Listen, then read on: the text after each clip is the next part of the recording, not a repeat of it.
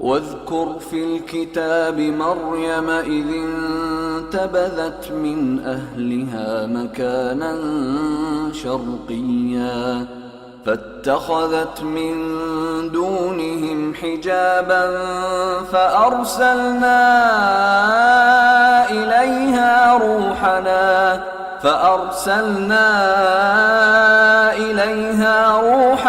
فتمثل لها بشرا سويا قالت إني أعوذ بالرحمن منك إن كنت تقيا قال إنما أنا رسول ربك لأهب لك غلاما زكيا قالت أنى يكون لي غلام ولم يمسسني بشر ولم أك بغيا قال كذلك قال ربك هو علي هين ولنجعله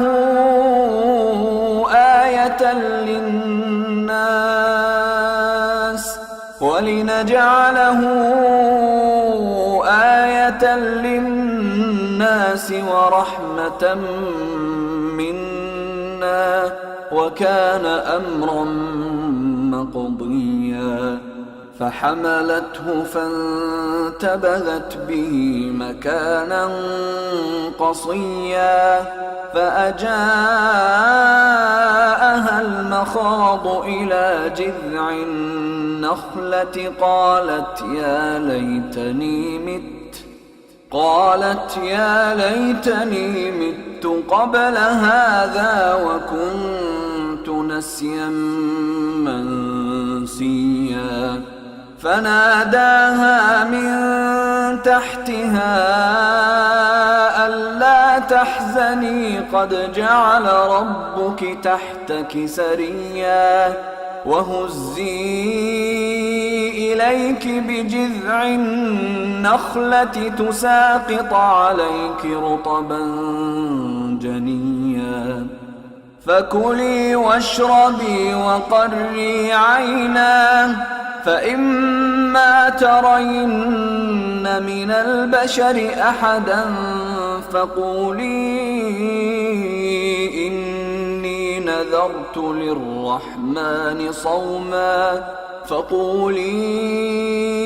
إني نذرت للرحمن صوما فلن أكلم اليوم إنسيا فأتت به قومها تحمله قالوا يا مريم لقد جئت شيئا فريا يا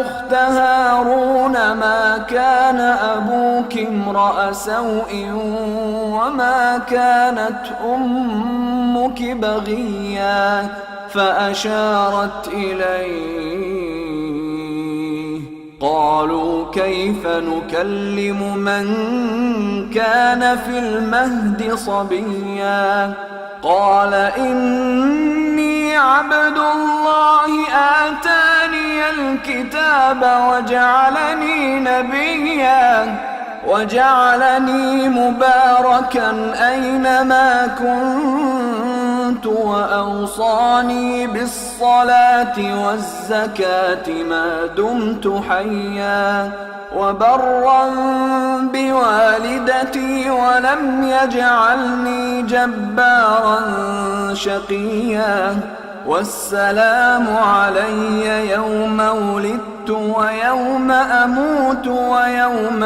أبعث حيا ذلك عيسى ابن مريم قول الحق الذي فيه يمترون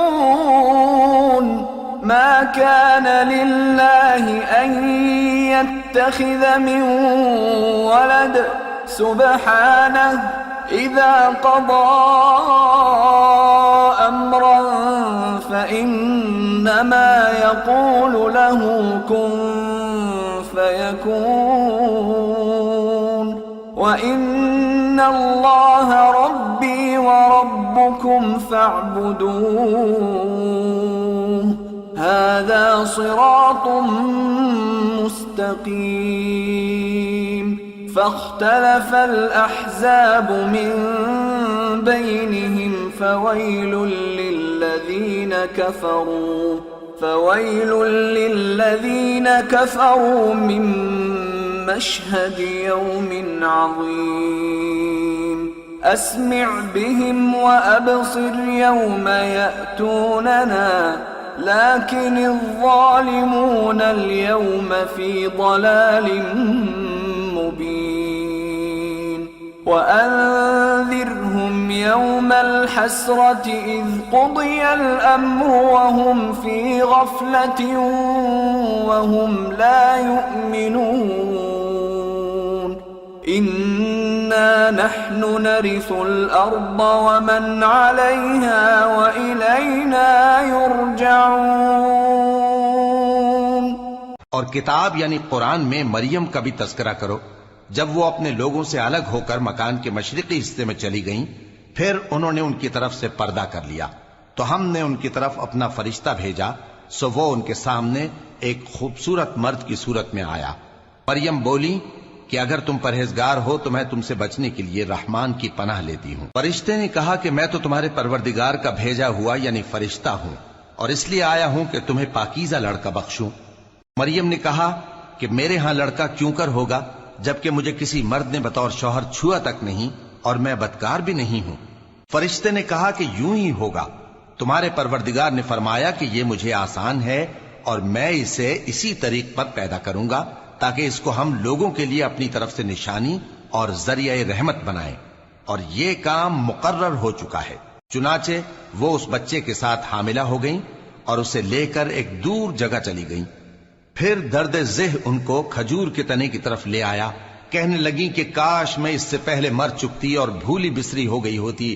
تب ان کے ٹیلے کے نیچے کی جانب سے فرشتے نے ان کو آواز دی کہ غمناک نہ ہو، تمہارے پروردگار نے تمہارے نیچے ایک چشمہ پیدا کر دیا ہے اور کھجور کے تنے کو پکڑ کر اپنی طرف ہلاؤ، وہ تم پر تازہ عمدہ کھجوریں گرائے گا تو کھاؤ اور پیو اور آنکھیں ٹھنڈی کرو.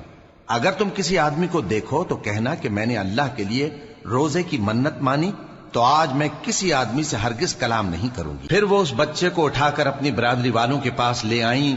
وہ کہنے لگے کہ مریم یہ تو نے برا کام کیا. اے ہارون کی بہن، نہ تو تیرا باپ ہی برا آدمی تھا اور نہ تیری ماں ہی بدکار تھی. تو مریم نے اس بچے کی طرف اشارہ کیا. وہ بولے کہ ہم اس سے کہ گود کا بچہ ہے کیسے بات کریں. بچے نے کہا کہ میں اللہ کا بندہ ہوں، اس نے مجھے کتاب دی ہے اور نبی بنایا ہے اور میں جہاں ہوں اور جس حال میں ہوں اس نے مجھے صاحب برکت بنایا ہے اور جب تک زندہ ہوں مجھ کو نماز اور زکوٰۃ کا ارشاد فرمایا ہے اور مجھے اپنی ماں کے ساتھ نیک سلوک کرنے والا بنایا ہے اور سرکش و بدبخت نہیں بنایا.